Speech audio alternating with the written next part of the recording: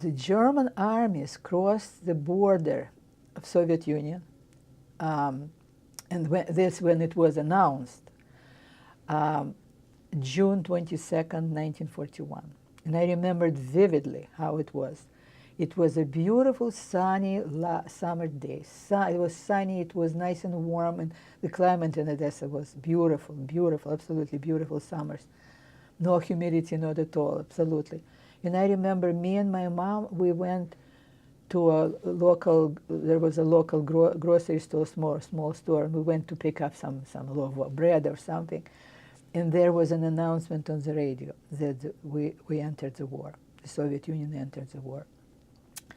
So, and my father was drafted right there at the first days of war, and he was working as at recruitment office.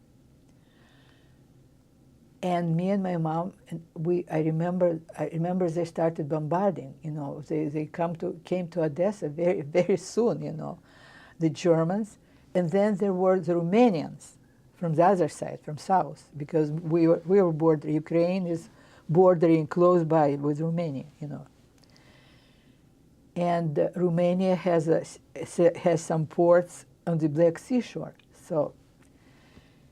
So anyway, and I remember this vividly, how the bombardments, how me and my mom, we were running to hide at a bomb shelter, and we had this gas masks, and then people were taking, adults were taking turns, you know, distinguishing some bombs at the roofs of the buildings, and I remember they were taking turns at the roofs with these extinguishers, you know, because there were fires all over, there were destructions already, there was, you know, smell of fires in the air, and soot, and burn paper, pieces of burnt paper flying in the air.